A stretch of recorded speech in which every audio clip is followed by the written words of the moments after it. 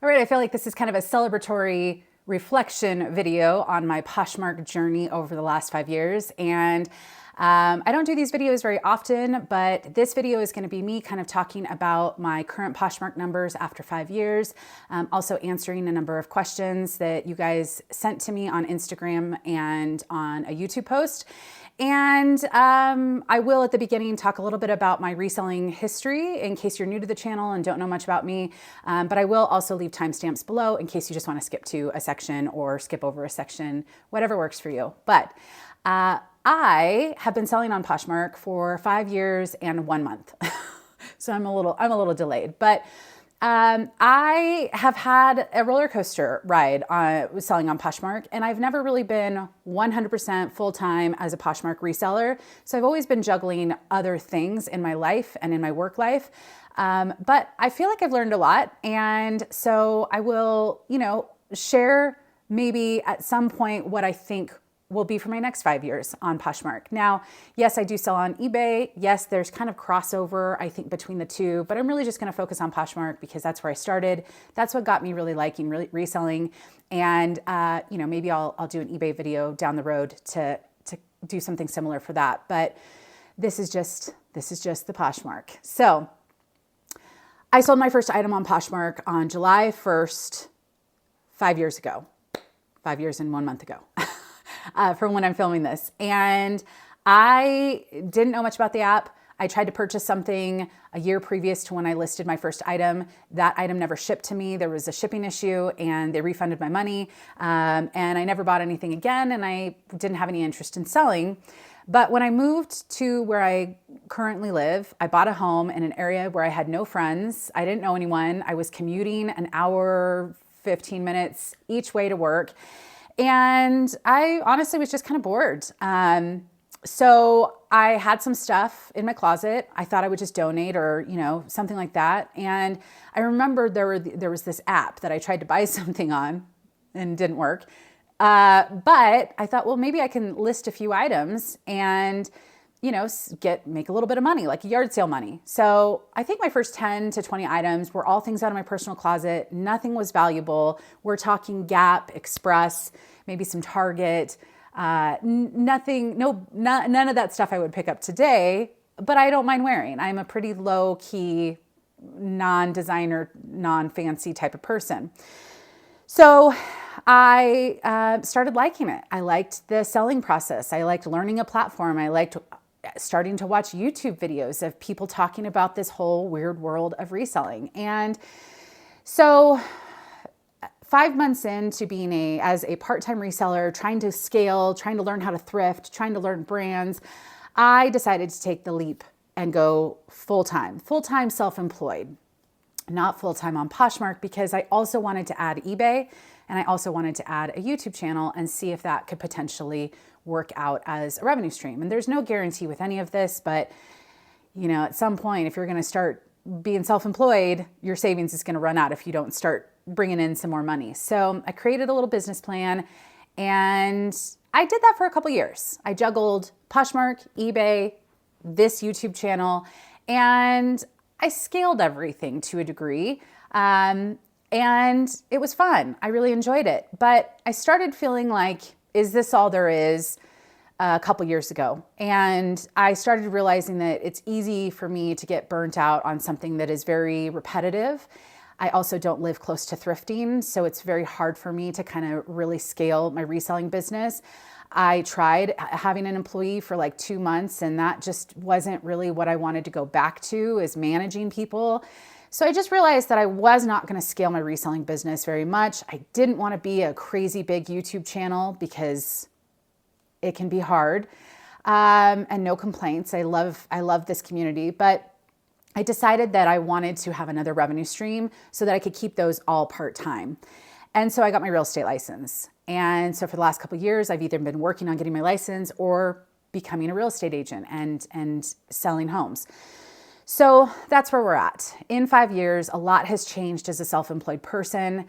I think I really dialed into what works best for me. I still really like reselling, but I don't do it all the time. Some weeks I do very little of it, basically just ship. I don't list every day. I don't stress as much about my numbers. Yes, I want to sell things. Yes, I want to keep things organized, but reselling for me has really scaled back to more of what is enjoyable and less of, oh my gosh, I can't pay my bills if I don't sell more items. It still does pay some bills. It's still a revenue stream that's important for me, but there's just less stress on that one component. YouTube, I think it's just so fun to be on here, but I also scaled back with videos on that. If people want to watch, I appreciate it. If they aren't interested anymore, it's okay. I lose interest in people too. And it is hard to, for me to do a lot of thrift with me's because it's so far. And so having the combination of the three has really been just the best thing in my self-employed journey. And I anticipate that I will have a very similar dynamic for at least the next few years because I think it's just a good mix. I get some people time with real estate. I get some challenges with learning how to edit and the video stuff for YouTube and content and more that creative side. And then I have more of the monotonous routine kind of thing that I can just jump in and out of when I can with reselling. And I love the thrill of the hunt. Who doesn't? So that's my history. In 5 years, a little bit, not the exact day mark, but within a month of my 5-year mark, I've had on Poshmark only, not eBay, Poshmark only, my total sales has been $137,650. I think I said that right. Which I don't think is terrible considering I really only did Poshmark exclusive as a part-time reseller for 5 months. And then I added eBay and I started building up eBay. And so I sell on eBay and I pull items off of Poshmark. And so with just Poshmark alone, what that breaks down to, the payout from Poshmark after the fees and shipping discounts and anything like that was $108,032. Again, this is 5 years. The estimated cost of goods, I always use $5 because sometimes I go to regular thrift stores and pay $8 or $9 for things. And sometimes I go to the bins and pay $2 to $3 for things. And so some months I go to the bins more than others. But that's kind of my easy marker that's pretty consistent. So with that, for the 5,000 items that I've sold, 5,000 at the time I pulled this, 5,106. So 5,106 items sold. It means that my cost of goods for those items was $25,530. Again, estimation. I do have numbers and records, but I would have to go in. And anyways, this is a good estimation. And I know it's pretty close because I have to do taxes every year. So what that leaves me with is a net profit, not including business expenses like mileage, food, when I'm thrifting, taxes, business software, that kind of stuff, not including any of that. But my net profit after fees and cost of goods for 5 years on Poshmark was $82,502. And that is, I think, a pretty reasonable thing for a part-time Poshmark reseller. Again, I sold lots more on eBay. So if I put everything together, that would be still somewhat of a part-time reseller, but 2 platforms instead of 1. But considering I've done a lot more outside of reselling and had a life outside of reselling, that's just what happened with me. If I lived closer to thrift stores, maybe I could thrift more and thrift higher dollar items, and I don't know. But for my situation in my life, this is how it's boiled down. So my average sale price for all of those items was $27 on Poshmark. My cost of goods, I'm just using that $5 mark per item. My average payout per item, so after Poshmark fees were taken out, left me with $21 per item average payout. And then my average net profit per item was $16. So that's after cost of goods is removed. And so those are my numbers. Now, some things to keep in mind so that we don't have a comparison game. You could be selling the same amount of time, sold the same amount of items, and had higher ASP, average sale price. You could have sold more items in 5 years than me. You could have sold less than me. And it's not a competition. I think we all just have different lives and things that, affect our reselling business.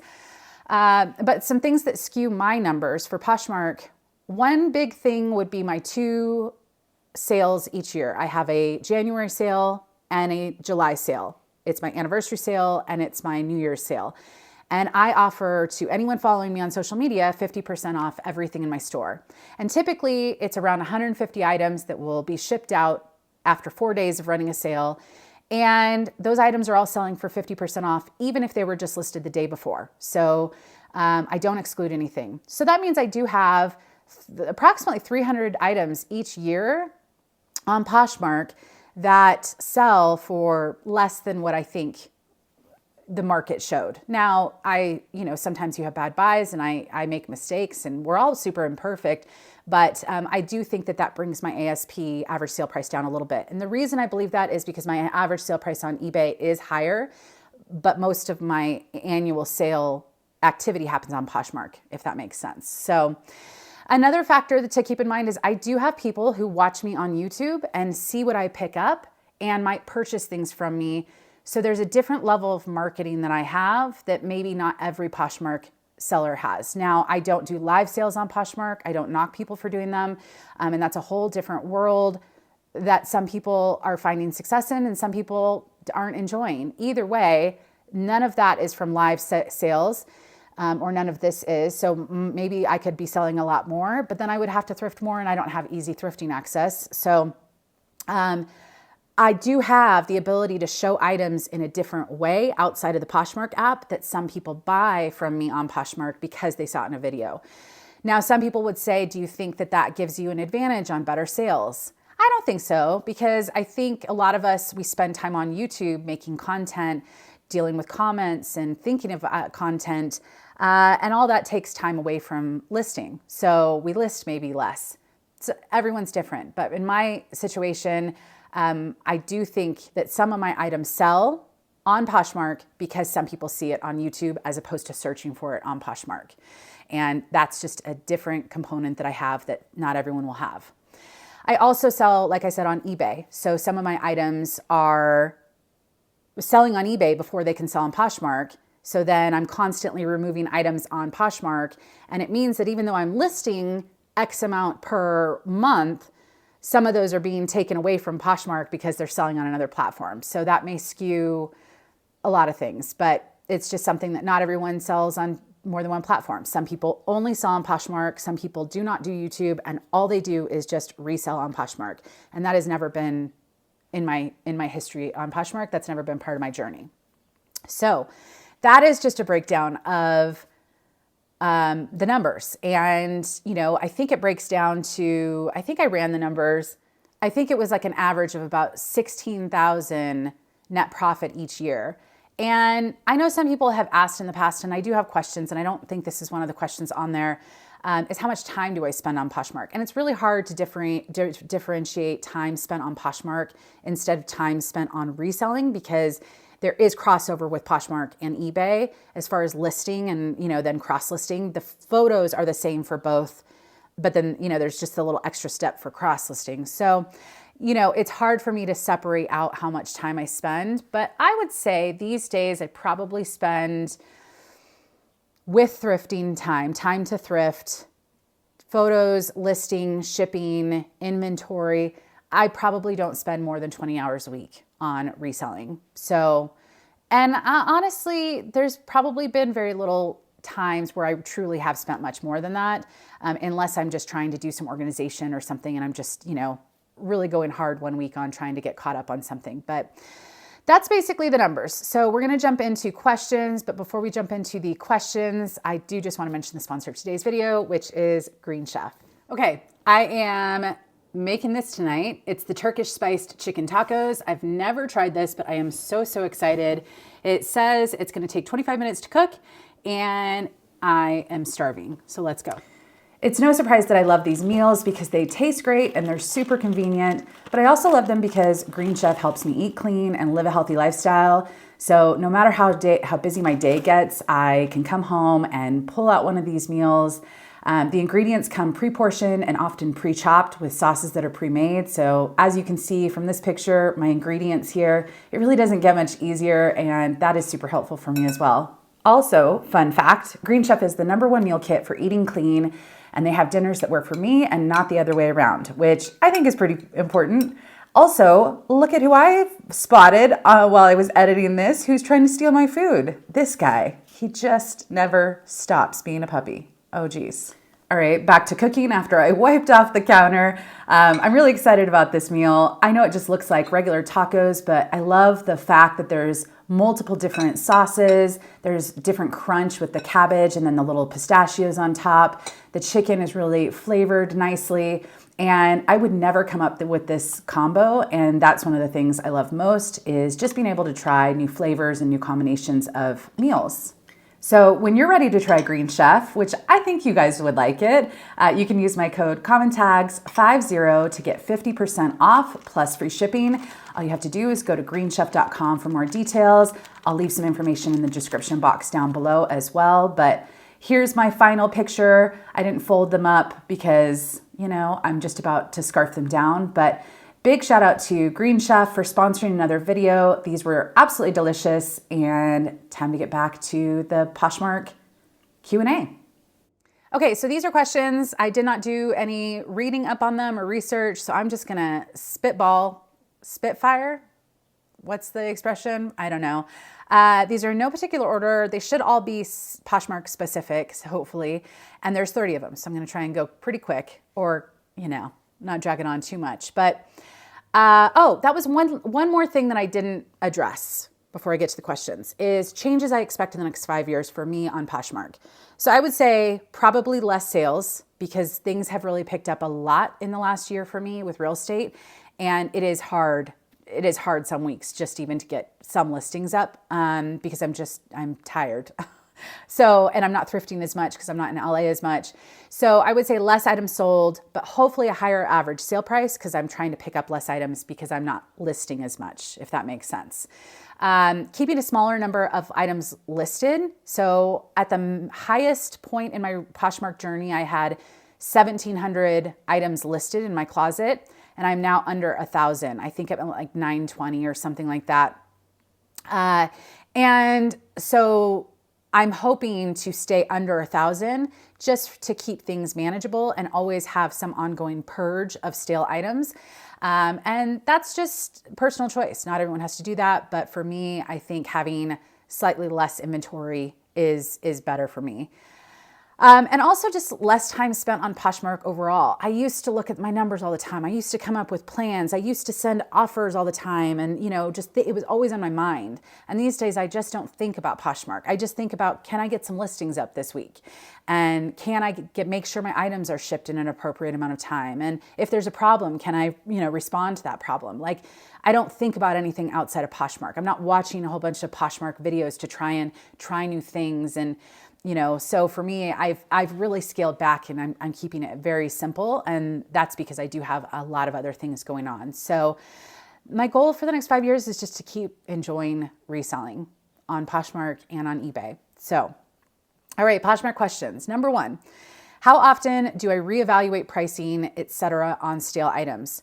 So my current system, and what I do may not work for you, and what you do might be something I've tried and I didn't like, and maybe there are better ways, but this is just me sharing what I currently do, and it could change, but I've changed a lot. I've tried a lot of different things, and this is just kind of what works. So because I have my 2 annual sales each year, that is the marker where I will relist items. And I'll also do some price drops on older items. So every 6 months or so, I do a price drop approximately of 10% on older items. Older meaning over 6 months, over a year. And if things have been listed for 3 to 4 years and they're low dollar, if it gets below a certain point, I just start pulling that stuff and redonating, because it's taking up space, it's taking up stress in my head, and at some point I just have to walk away. And that's just what's helpful for me. So I don't really reevaluate pricing. I don't really think about it. I have priced low before, I've priced too high before. And I priced a lot of things where I think it just works for what I'm comfortable with. I think I have a question here on how I price, so I'll get to that in a second, but I don't really think too much about it. I just have a system in place that every 6 months I drop prices on anything over 6 months to a year. I do a 10% drop, and I pull if it gets too low. All All right, number 2, what do I do when someone only bundles one item? I think I had a couple people ask this question, and I know what they're referring to. I do nothing. I don't care. Could I get more sales if I sent bundle offers and communicated more with potential buyers? Probably. Maybe a few more sales each month. I have tried it. It has worked sometimes. I've also been ignored most of the time. And the time it takes for me to do all of that stuff is just not worth it for me at this point. If someone wants to buy an item and it's listed for sale, they can send me an offer or they can buy it outright. And that's it. The only exception to this is I do send out offers on individual items when they're liked. And that's through a service, which I'll talk about in a second. Someone's asking me which kind of cross-posting and services do I use. But actually, it's the next question. So I know there are people out there that love, quote unquote, the games of Poshmark and have systems and do things very different than me. And to be perfectly honest, I have learned that does not work for my personality type. That does not work for my life, juggling other things. And it's also not what I would want as a buyer. If I am interested in buying something, I might like an item. If they send me a decent offer, I'll accept it. I won't counter. I keep it simple as a buyer and I want it simple as a seller. So yeah, I'm not going to be one that's telling you all these new creative ways to generate more sales on Poshmark because, to be honest, been there, tried that, not for me. So, okay, number 3, other than Posh VA, what other software do I like? I don't like Posh VA. I don't use Posh VA. I tried it for maybe a month or 2, and that was maybe 3.5, 4 years ago. And I've never recommended them. So I know a lot of people use them, but I don't. So I think they're just mistaking me for someone else. The only service that I've ever recommended that I paid for myself, and then they sponsored a number of videos, and then I canceled my contract with them for sponsorships because I just wanted more variety. But I still use the service as Prime Lister. Do I think it's perfect for everyone? No. Do I think it's great for me? And I tried most of them at the time. Yeah, I did not like the other options out there. I also didn't like my interactions with those team members. And they're all pretty similar. So honestly, I think it's just looking at their pricing and what they offer and what you need. If you don't need a cross-listing service, maybe one's going to be better than the other. But there's quite a few new ones out there that I have never tried. So I'm probably not going to be the best person trying to push something down your throat as far as what I think you should be using, other than I can just share with you that I use Prime Lister, have for many years. Their system seems to be very simple. When I signed up, they were the cheapest option and still was able to do everything the other ones were. So yeah, and I might leave a link below. I don't usually link that one, but I'm sure it's just a little affiliate kickback for me. But other than that, try them all. Most of them have free trials. So, and I do think those systems, I didn't use any technology to help with sharing or listing or cross-listing or anything like that. I didn't use anything for my first 1.5 years, and it was painful. And I think a lot of my resentment towards Poshmark is because I had to do so much manual sharing and manual everything. And, once you can start automating some of that stuff, and this was before Poshmark had some automation, once you can start doing that, life just gets easier because you're not sitting there wasting your life tapping buttons on a Poshmark app. So I do recommend finding one that you would like and just going with it. You can always change if you need to. I know there's been some concern over the fine print terms of service for Poshmark, if they're okay, if they're not okay. That's what I was concerned about and why I didn't use them for a while. But at the end of the day, there's a lot of people talking about them, using them. And, I don't think there's too much of an unfair advantage if also you can do things manually if you don't want to pay this small fee. So anyways, Prime Lister is the only one I've ever recommended. Do I send offer to likers daily or do I send bulk offers every week or month? So Prime Lister sends automatic offers. So after every time someone likes an item on Poshmark, it sends them an offer an hour later for 20% off my asking price with a small shipping discount. And that's for everything. Newly listed, old, doesn't matter. It just does that every day. Sometimes it like turns off, like when I do an update and I don't realize it for a month and I've got to go back in and turn it on. But That's just nice because I calculate that I'm okay selling things for a discount off my asking price. That's how I price my items to allow room for offers. So I have those sent out automatically through the system. I do occasionally do bulk offers. If, let's say, every month or two, I just want to send out some bulk offers of 30% off, like a little bit more percentage off on older items. I occasionally do that, but not very often. Yeah, but I've tried it all. And just right now that this is what I'm doing, keeping it simple. Would love to talk taxes, tracking inventory, cost of goods versus sales, etc.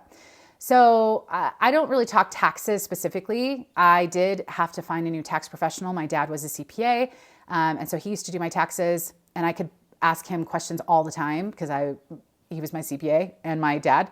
And then when he passed last year, I had to find a new CPA, and I just went through that whole process with someone new. And all I can say is my dad, he always recommended people should not be sharing tax information, especially if they aren't professionals. But even if they're professionals in other states, it's so specific to where you live. It's not just about being a reseller. And so the biggest tip I can say is just find a local CPA in your area. They're not really all that expensive. You can, ask them for quotes and stuff, but just have that reassurance that it's an actual professional, someone who might know things about being self-employed, and the dynamics of that would be helpful. But I don't think you need a reseller specific CPA. And I definitely don't think tips or tax advice on YouTube from resellers is smart. Not to say all the information they share is wrong, but it's one of those things that I don't want to ever mess with. I think what you're asking though is like, how do I track my stuff and get things organized for taxes? So I can answer that. I use an app called Self-Employed. It's always linked below. It's through Intuit. It's connected to my phone and it tracks my mileage. It's connected to my business bank account and everything's in there. So when I need to get prepared for taxes, I go in there and is this personal? Is this business? Trip. So for mileage, I can separate the two. Is this expense personal or is it business? It's all mostly business on my business card, but then it's just categorizing it. This was a thrift store, so this was sourcing. Categorizing it as this was food while I was out thrifting in LA, and that's a business expense because I have to eat while I'm working and I'm not in my house. So that app is great if you're self-employed for anything. I use it for real estate too. I use it for YouTube too. I use it for everything. So that's the only app that I've ever used. It's a reputable app and I recommend it. All right, number 6, what sharing tool do you use? I just answered that. Prime Lister. And not to say I won't ever try anything new. If I do, I'll share, but that's the one I've been using for 3.5, 4 years. What type of items are you sourcing right now? As in seasonal? I source everything all year round, but if I've got to go to a section of a thrift store, I'm almost always going to go to jackets and sweaters, women's first, because I just like those items. I'm trying to source items that are just a little above, little higher in price point, not all designer. But I would like to get my average sale price to the $40 mark. Right now on eBay, it's like 35-ish around there, 33 or something. Again, it's lower on Poshmark because of my sales each year. It brings down my average sale price. But yeah, I'd like to just pick up less of the low dollar items, and so less items, slightly higher value. But I pick up everything. I primarily do women's. I do like men's. It just depends on the size of the store and the time I have. And the bins I source for anything. So that's even where I'll just pick up some hard goods and some clothing for kids, and just because I like the digging aspect and But yeah, I like those $30 to $50 items. That's the happy place for me, because then I'm not worried that they're gonna scam me. But it's also worth my time, All right, number 8. Do they ever listen to sellers? And they're talking about Poshmark. Yeah, I think they do. I think Poshmark has made some questionable decisions. I don't agree with everything Poshmark does and has done, but they're a business. They have a team of people. They're trying new things. And I do think they take feedback from sellers. Do they do everything that we want them to do? No. And not every seller agrees on what they should do. So, that's a tough position to be in. But I do think there's some things that they could change that wouldn't require too much developer time, that could make huge improvements for a lot of us. I've said from the beginning, this sharing thing on Poshmark, even with their little automated bulk sharing feature. It's still not good enough for me. But, you know, I think they've made some improvements because they've gotten feedback from sellers. So none of these apps will be perfect. They're all going to be flawed. They're all going to frustrate us at times. Poshmark has frustrated me the most. But again, I think I have a lot of bitterness from doing a lot of manual sharing, a lot of manual processes that I knew could be automated. And they certainly weren't in the good old days. So, and they're still not 100% what they could be. But number 9, promoted listings. I really don't want to do them to survive like on eBay. So I did make a video talking about promoted listings for Poshmark. And in that video, I said I wasn't doing it, but if it was anything like eBay, I'm game.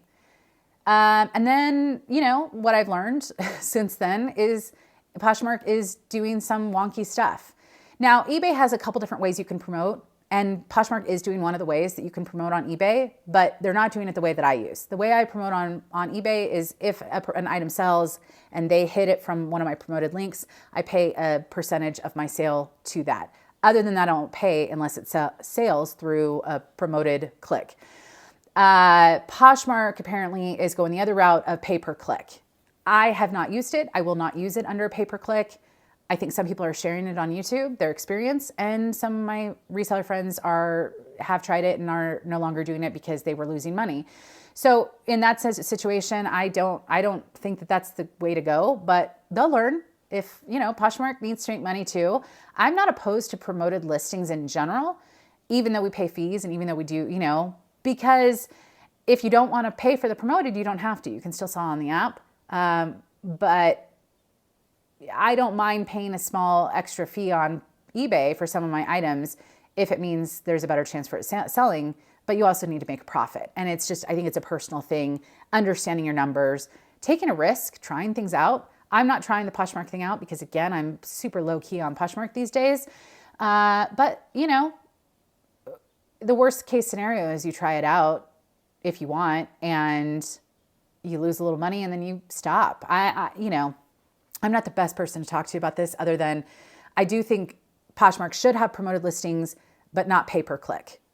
Pay a small promoted fee if the item sells and they clicked on it through a promoted listing. Does that make sense? I don't know. Number 10, could you do an eBay questions video too? I've done them in the past, fewer because most of my audience, a lot of my audience is Poshmark. And some people do both, but I have very few people that are eBay only that follow me, at least from feedback that I've gotten. So I don't do as many eBay videos, but I'm sure I'll do another eBay video when I hit a marker there and talk eBay as well. Number 11, yes, I'm interested in finally adding cross-posting app, maybe Crosspost, and wonder if it's feasible to work from my Poshmark closet. I'm reading this comment. I'm getting ready to embark on eBay and worried that the fields from Poshmark aren't enough. Sales are like molasses in the wintertime. TIA. I don't know what TIA means, but so what I've recommended this before. If you are wanting to start a new platform like eBay, Mercari, Depop, any of those, using a cross-posting service can help because you probably don't have your photos saved from your old listings. And if you want to cross-list all your old listings over, it will pull the photos for you. So I did that when I started eBay. I signed up for something to help me cross-list my old items to eBay. And so I do recommend it in that case. Again, the only one I can recommend is Prime Lister, and that's still the one I use today. But there's lots of options out there. She also said she's in the exact same boat. Oh no, someone else commented on her comment. eBay scares her. She also wanted to know which cross-lister, List Perfectly or Vendu. Those are the two that everyone talks about, but which one? So I've never recommended List Perfectly or Vendu. I have friends who love them, personal reasons of why I chose not to use them. And I think they're all fairly similar. So look at pricing, compare their features. And you know, there's other ones outside of those two. Those are just the two that pay the majority of YouTubers. So you hear about those two the most, but plenty of people like Flip, which is free. So I can't recommend it, but you could try a free one. And if that's not good enough for you, there's List Perfectly, Vendu, Prime Lister, which is again the one I use, One Shop. There's some other ones out there. I know there's a bajillion because sometimes they pop up and on something, and I'm like, oh, there's another new one. But I do think just finding one that works for you. All All right, there's gonna be a little background noise because the pups are out there and my neighbor's outside. And so the noisy pup is gonna bark a little bit. Hopefully it's not too loud for you. Number 12, do I believe you have to have tons of followers, in parentheses, over 10,000 to have daily sales? I'm assuming you mean followers on Poshmark. No, I don't think so. I've never shopped looking at my followers and their stuff. The only thing is it pops up in your main feed. I've never shopped that way. If I want an item, I need, a new pair of Madewell jeans, I go in and I take Madewell jeans, the type, and then I filter by my size, and then I filter low to high, and then I look at condition things and photos and measurements and all of that stuff. That's how I shop. Some people might shop their feed, which would equate to who you follow, but I think the majority of us know that it's just the search feature. It's been a long time since I was under 10,000 followers on Poshmark. I did the games early on, like everyone does, of like following a whole bunch of people and then they would follow you back. And so I don't even, but I don't think followers really matter too much on Poshmark. I think listing stuff people want to buy, people usually use the search feature. Maybe it will help with live sales.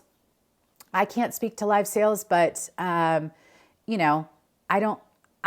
sold my first item a day after I listed it and I had 0 followers and I had like 2 items listed or 3 items listed. So,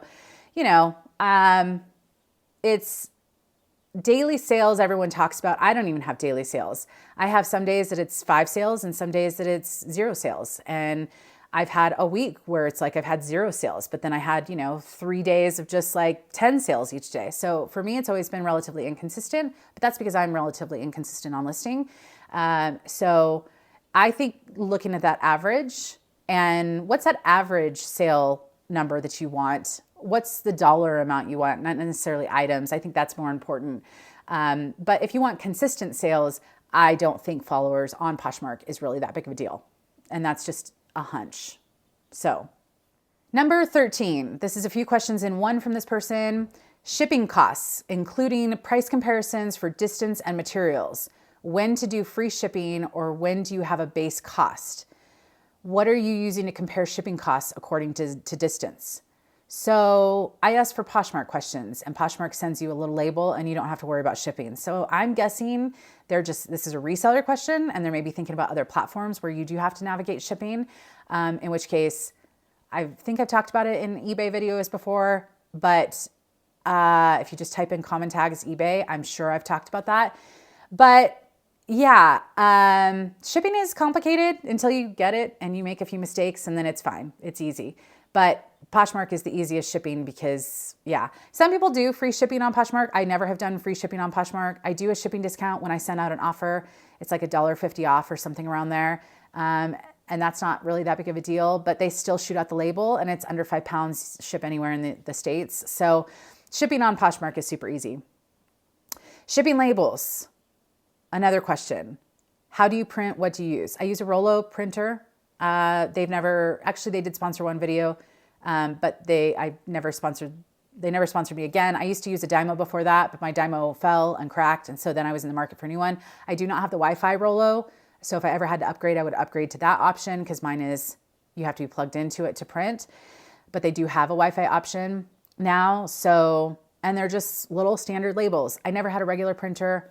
I used to print at my work when I first started because I didn't have a label printer. They're pretty cost effective, a couple $100. I think there's some even cheaper on Amazon these days, like $50 to $100. I think it's a worthwhile investment if you think that you're going to be reselling for a bit and shipping, a few items each week, but plenty of people don't have a label printer and they're just fine. Okay, another question. They're asking for an in-depth look at how I look up comps and determine if the cost is worth the investment.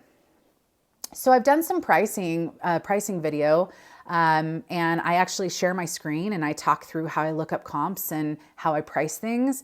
But as far as looking up comps in a thrift store, again, this is more of a general reselling question, not really specific to Poshmark, but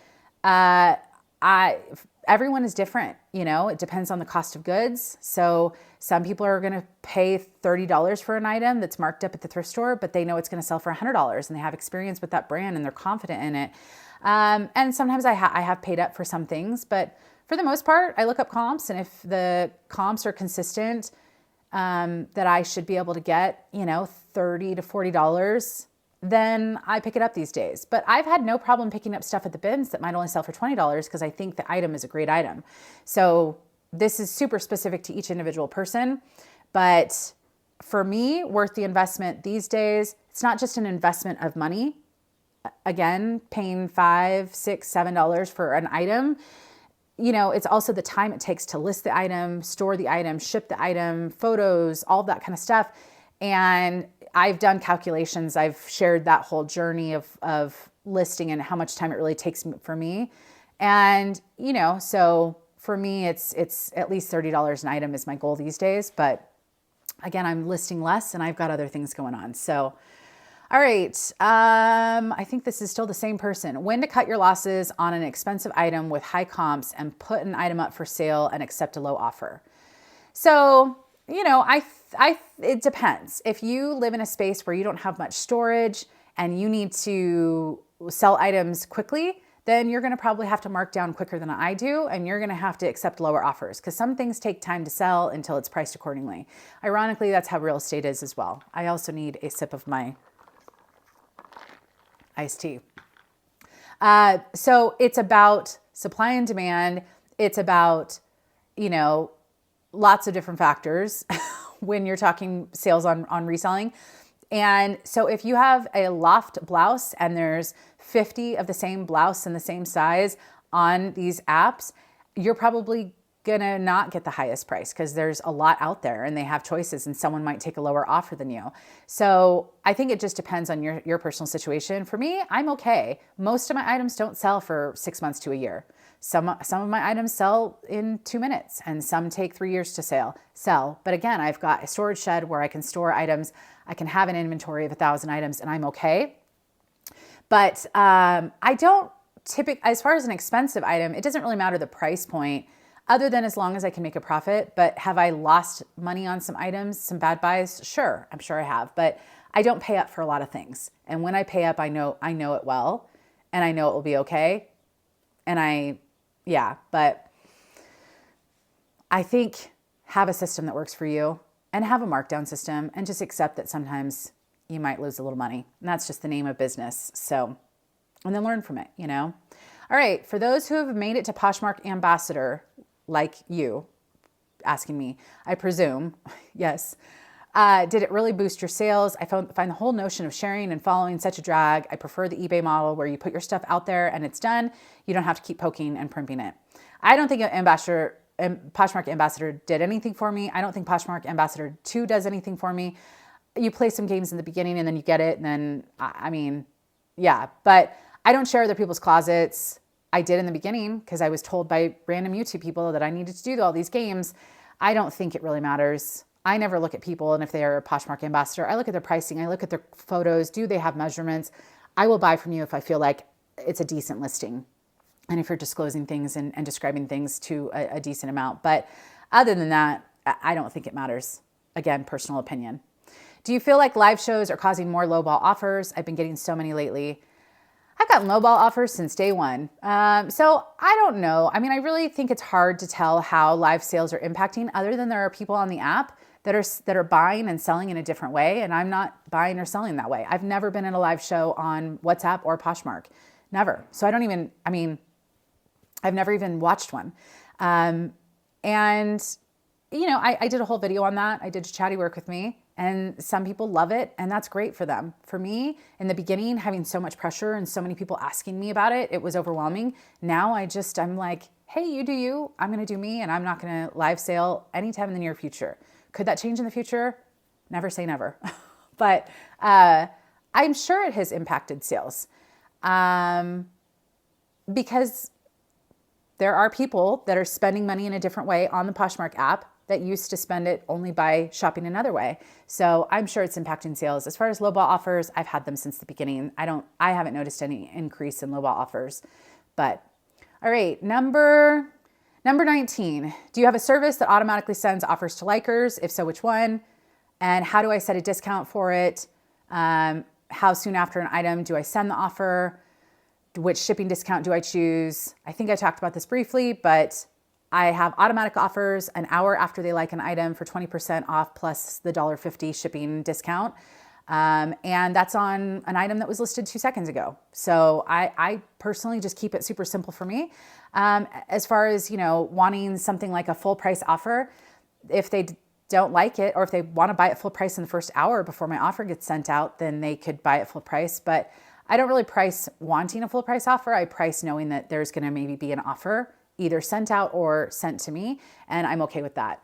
But occasionally I get a full price offer or full price sale of someone who doesn't even really like it and they just pay purchase. And yeah, so, but 20% off, $1.50 off of shipping, and that's it. Are you going to Posh Fest in San Diego with as much money as it costs for a ticket, a hotel? I just can't help but look at the inventory money wasted. Is that the wrong outlook? Are the workshops and networking really worth the money? Don't get me wrong, it sounds like fun, but it's also just so expensive for the budget. And I just think of all the thrift hauls I could get with those dollars. I've never been to Posh Fest. I don't anticipate ever going to Posh Fest. I said from the very beginning, as soon as they get rid of sharing completely, I will go to Posh Fest. They still haven't gotten rid of sharing. But even if they did get rid of sharing, I think I've changed course on that. I've gone to eBay Open a number of times, and I did enjoy that. And I did learn about eBay, but eBay is a much more complicated platform. Poshmark, the networking, I think if you want to get involved with the community, I think it can be great. I've made so many friends, so many reseller friends in thrift stores, at the bins, at eBay Open. And, it's nice to have people who you can relate to, but I also have been for the last year or so really trying to work on my life outside of reselling so that I can have a break from it.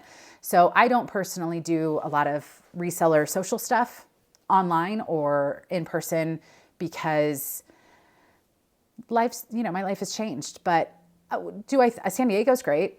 It's a great area. Yeah, it's expensive. Anything in California really is. But if you think it's worth it for you, then I'm sure you're going to have a blast. If you are on the fence, maybe skip it this year and see what people say and see how they react. If you have a little extra money some year and you want a trip to that destination, it's kind of a 2-for-1, like go to a cool spot. But I can't recommend Posh Fest, and I probably won't be there. But I do really like meeting resellers in organic ways. And yeah, I'm not going to be at eBay Open in person this year because they aren't having it in California or Vegas. I can't remember where they're at. I think there's one in Arizona that's closest to me, but I'll be on the online eBay Open just to listen in on some workshops and stuff like that. But I don't think it's really worth it as far as like gaining a whole bunch of knowledge, but I do think it can be fun for networking if you want the community. So number 21, do I ever counter offer on Poshmark? And if so, how much of those convert into sales? So I don't have any data on this. I used to keep track of more data in the beginning, and I've really scaled back off of that. I don't counter offer very often. If it's a reasonable offer, I accept. So, and it depends on how long it's been listed. And sometimes I go and like check comps real quick to see if things have changed. But I almost always accept any offer that's 30% off my asking price 100% of the time. I've never countered on any offer that's been at least 30% of my asking price, or at least 70%. So them asking for 30% off. But occasionally, if it's just recently listed and they send me a 40% off offer, I will counter on that. And this year I made it a mission to counter and not decline on things. I don't know how much of a difference it's made. Today, someone sent me a 50% off offer on 3 items, and they're 3 good items, and I countered them. I countered them at 20% off my asking price. No, I countered them at 30% off my asking price, which I think is fair. They're decent items. I haven't heard back. Sometimes they ghost me, and sometimes they pleasantly surprise me and accept. But I very rarely counter. If I can avoid countering, I will. But everyone has different strategies, and that's just what works for me. If I had to guess, I would say more than 50% of the time I counter, they don't accept. And then I just feel like I just lost it completely. So if it's over $5 and you're going to counter, or even $10 and you're going to counter, like, do you want to move the item? I don't know. Try different things and what you're comfortable with. And I think with time, you just start caring less about those things, at least for me. Number 22, Do you bother to counter lowball offers or just ignore them? I always feel the need to counter to show engagement, but most of the time they continue to lowball or just ignore my counter. What's your course of action? I just talked about this. This year I made it a mission to not decline offers. I used to love declining offers. I still just like the feeling of like, no, you just sent me something less than 50% off my asking price, which is when I used to historically counter or decline. And then I just took my emotions out of it. I sent him a counter of a reasonable amount. I don't play the games of like sending $1 less or anything like that to show. I'm sure I have in the past, don't get me wrong. But these days, I just send them a reasonable counter. If they ignore me, I move on. I don't think about it and life goes on. But sometimes they accept it. So, but I don't really care about the engagement. I don't think Poshmark is that complicated with algorithms, and some people disagree with me on that. But eBay is complicated on algorithms. Poshmark, I think it's just, if you share your items and if you list items, that's what I believe in. That's really all that matters on that platform. Everything else is just kind of noise, in my opinion. Number 23, what is your feeling on Poshmark promoted listings? I talked about this earlier, but they were saying with the 20% fee, the 10% discount, and the $202 you're paying with discounted shipping, it really seems to be going after your profit. So Poshmark promoted, I would be happy to do it if it was like eBay, where you just pay a small percentage if the item sells to someone that clicks on that link. Until they have that type of promoted option, I will not be doing Poshmark promoted, but I do hope they give us that option someday. And yeah, it eats away at your profit. Absolutely. But that item also could sit and not sell. I think just try it if you want to, but if you don't feel comfortable doing promoted, you don't have to be a reseller. Number 24, have sales been really slow? What can I do to pick them up? Yes, sales have been tragic. Summer for me is always slow for various reasons. I like to pick up winter items. I don't like to pick up shorts and tanks. I think I'm a little busier in the summer. I probably list less. I don't know. I also have a sale in July that skews my numbers. So yes, they've been slow for me. They've been slow for me all year, slower, but I've also been busier with real estate. There's also live sales. Maybe that has played a part. I also have been, I removed like 400 or 500 items from my Poshmark closet this year to donate stuff and just get organized. So there's a lot of factors that could be playing into it for me personally. What can you do to pick them up? Try another platform. That's my best tip. If one platform is not doing great, sometimes the other one kind of picks up the slack. Like eBay picks up the slack when Poshmark is slow. It's pretty slow for me all summer on both. But then go get another revenue stream. That's why I do YouTube and real estate, because I did not want to be 100% dependent on reselling, because it's not for me full time. Hi, I love watching your videos. I have a few questions. Do you recommend to ignore a lowball offer? I counter this year, but I used to ignore and decline them all the time. Haven't noticed a difference one way or the other. So I think do what you're comfortable with. They sometimes feel like it's okay to decline, especially if the listing is at a good price. Yeah, if you want to decline, I don't think that's a bad thing. Some people think it's the worst thing ever. I don't agree with that. I think just do what you're comfortable with. But this year I just kind of wanted to take the emotions out of it and just counter. And if they chose to ignore my counter or declined my counter, that's fine. Like, we've all moved on. But I know it can be really hard to navigate that when you're new or newish, but do what you want to do. And if it makes you feel good to hit that decline button, I say go for it. Some people say it's the worst thing ever. There's lots of mixed information, but try it all. If you can't find any research on a clothing item to get comps, do you just pass on it? Yes and no. It depends on the item. If I think that it's really unique and keywords can be helpful and it's going to photograph well, or maybe I can find more information. But if I can't Google Lens it and there's no tags, I'm leaving it behind. If there's tags and I just can't find comps, but maybe the material content and the style is really amazing, I might take a risk. It depends on the price. Am I willing to lose this $5, $10? I also have a YouTube channel. I might be able to feature something on a YouTube channel that maybe a buyer will like that maybe wouldn't be easy to search on a platform. So a little skewed perspective there from me, but I do take risks at times and I like taking those risks, and I know they might not pay out, but sometimes they do pay out. So do I ever lower the price of a listing that's been sitting in your closet for more than 8 months? Yes, I lower the price approximately for old items every 6 months. All right, number 26. So these are like divided in, like some people ask multiple questions and anyway, I just copied and pasted. So number 26, as a brand new reseller, can you tell me more about the silly game we have to play?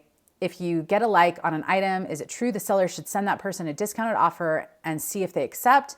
The game rules are not written anywhere, but this is what I'm picking up from watching other videos. There's so much information out there. People are just trying to make content and people are just sharing sometimes what works for them. And some people think this works for them.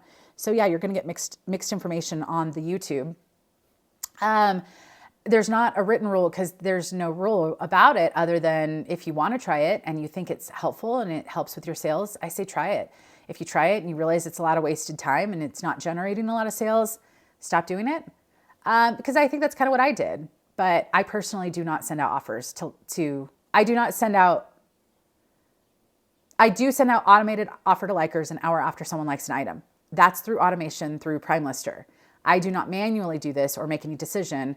That's just how my system is set up. And for me, a lot of offers are accepted. A lot of my sales are accepted offers through that.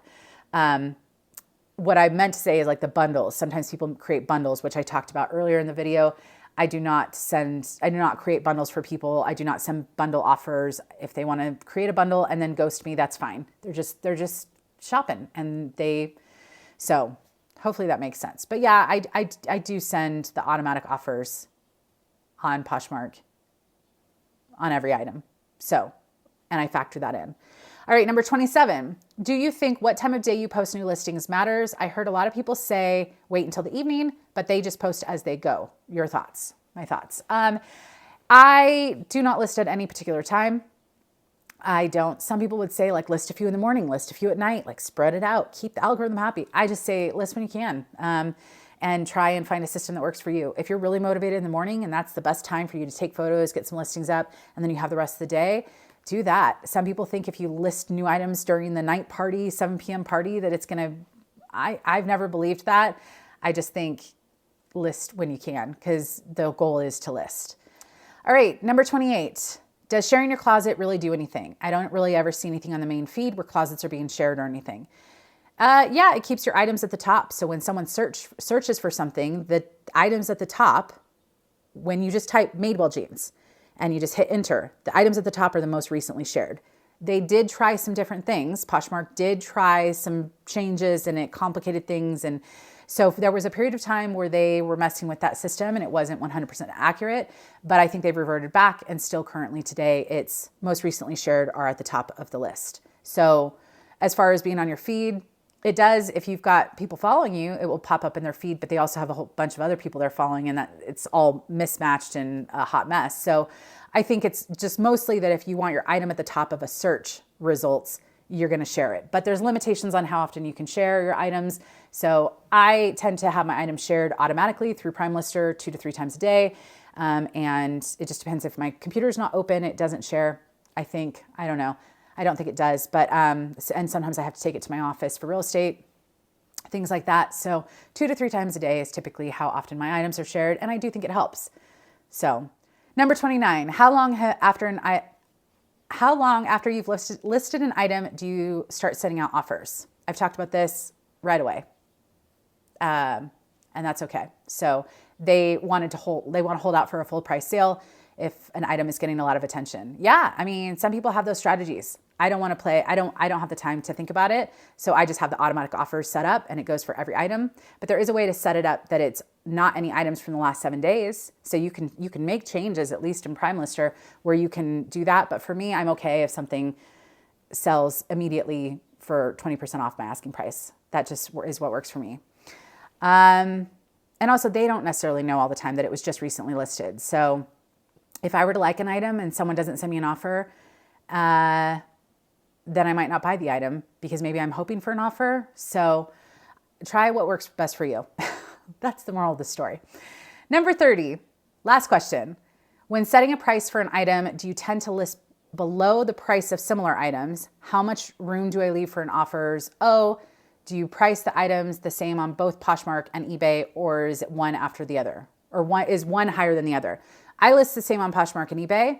I've heard people list differently. That never worked for me. I did try it at one point and it didn't do anything. So I list the same on both. I price my items. If I want, if I think the item, how I price, I'm sure I have videos on this, but I list, if I'm running comps and there's 10 items that have sold, same size, same style, same brand, and all of, the range is $20 to $40. The highest one is $40. I will list around that $40 mark, maybe 37, maybe 39, maybe 38, and I will accept an offer of 20 to 30% off my asking price. So I'm usually always going to hope for that middle of the ground. Now, sometimes there's not a lot of comps. Sometimes there's psychotic comps, like $5 to $100, and it can be really hard. But for me, it's typically, what's the average, like what's the average range? Get rid of the outliers. And then I price a little bit on the higher side, and I always accept offers of 30% off my asking price. And sometimes they sell for a little bit more because someone sends me an offer of only 10%. And sometimes people lowball me and it doesn't sell. So, but yeah, that's how I price and it works for me. I do leave room for offers. I do not price to try and get the top dollar, top comp out there. So if there's $20 to $40 comps, and some people price 60 hoping that they're going to get an offer for 40. If you want to try that and it works for you, have at it. But for me, I want to price somewhat reasonable, not be a super high, and also still have some room for offers. So that is my very long Poshmark 5-year, 100,000 payout, making money, doing stuff. But Poshmark can be good and bad for so many reasons. But overall, I think it's a really easy platform to start on. I think there is a great community if you want a sense of community with people. And, I think they do a lot of things right. They've made some improvements, and hopefully they may continue to make improvements. But I plan to still sell there for a while unless something crazy happens. I do like my treasure hunt. I do like having 2 platforms to sell on, and Poshmark is my OG. It's what got me into reselling. So be sure to hit the thumbs up, check out Green Chef, and I'll be back with another video soon. Okay, bye.